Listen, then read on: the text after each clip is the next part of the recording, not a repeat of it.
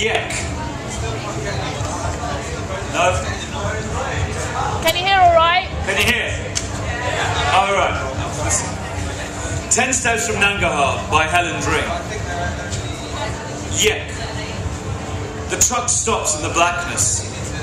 Saeed doesn't need light to see the driver jump from his cab, to hear hands brush against each other, then rub against his thighs. A lighter flicks. The front door of the lorry closes, and Saeed is left to count. Though it started differently. In a truck still, but with hope and clean clothes. Soraya was still glowing and ensconced in her new motherhood. She clutched Sayod to her breast and kept him tucked into her jacket as the tyres hit bumps in the road. Saber and Sadaf looked from mother to father and back to each other, hidden in those private games that only twins can have with each other. A family of S-words, sad and scared and saturated with dreams of a better life. The 5 tickets to Turkey cost 40,000, money that grandfather Shuk had saved since before the Russians came. Saeed keeps his back straight, jaw set, and counts the countries, watches the borders as they fly past. Sit. Turkey is the no man's land, the gap in the hourglass between one time and another. Behind them, Afghanistan carries on the same, as if their lifetime there had made no mark. Around them, Edirne rushes on, brokers offering them a guaranteed passage to Greece and all the jewels of a lost Byzantium. In a dirty cafe, an old woman gives Saber a stuffed toy that looks like it has been with her since birth and tells her to share nicely with your sister. It's a bear, maybe brown once, but grey now, and tucked into the corner of Saber's mouth by its ear. It brings her comfort. Too many days pass in limbo, and money flows too quickly from his pockets. Cha. Alone, he could take more chances. Find a lorry, hide beneath its bed. With 3 others and a baby, there can't be any risk. He meets men in darkened bars where he can't see their faces and tries to negotiate. At home, he was strong, lethal in business. Here he is a scruffy traveller who has nothing to offer. A man with black eyes and stubble worse than Saeed's has grown promises to take them to Greece. After that, he says, they are on their own. Punch. In Athens, it all unravels.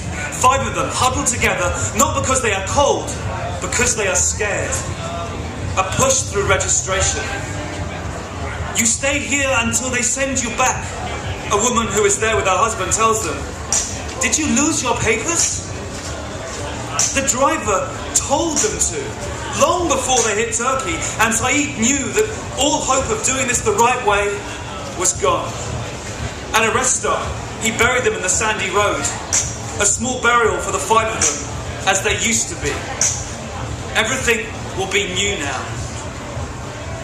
There is never enough food in the camp. They call it the camp because detention is such a cruel word. For the children, camping can still be fun. Starving cannot. Rumours fly about men who have escaped. Some return with bruises the size of melons across their arms, their backs. Europe is not as kind as they dreamed. Sheesh. You go, Soraya whispers the words just as they are about to sleep. Sayod is tucked between them like a precious gem, and Saeed watches, his eyes flicker as he sleeps. I don't want to. They don't speak of how it will work, of leaving each other. He says he will come back for them, that he will get papers and be legal and drive all the way across the stretch of Europe to bring them back. They don't talk about the camp, about how no one manages to stay there for very long. He cuts a long piece of Sayora's hair and curls it into his wallet. "It will keep you safe," she whispers between kisses. They never say goodbye. Haft. He leaves in the rain, in the thunder. He hitches a lift to the city and tells the driver he is due to start work. The driver nods. He doesn't ask any questions. He's not friendly, not conspiratorial, but he is the closest thing to a friend that Saeed has found since Nangarhar. Hushed. The lorry stops for only a second. The business of Athens rushes around him. But from where Saeed is standing, he can only see the lorry. Only the shadow of a chance. He runs through the traffic, praying that there will be a few beeps, enough for the horn of the driver of the lorry to keep looking forward, to not break his monotony of his attention.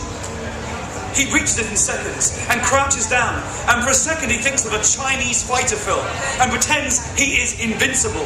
He slides, tucks his legs up and clutches on tight to something metal.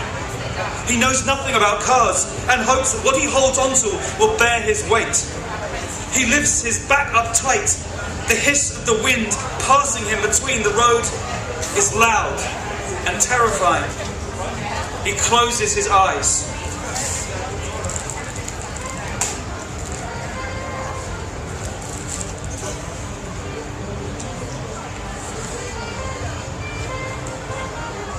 Now, in France, he meets a man called Yassat.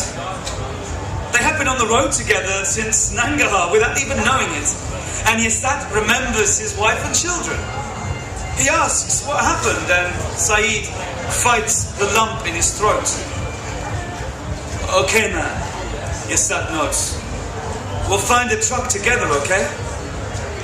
Yassat knows the score here, and Saeed is content to follow. In the middle of the night, Yassat shakes him awake. "Now!" They try several doors before they find an open one and find the darkest corner of the lorry. Yassat's foot is through the door when the driver returns. "Fucking Afghans!" He spits, his face reddening the closer he gets.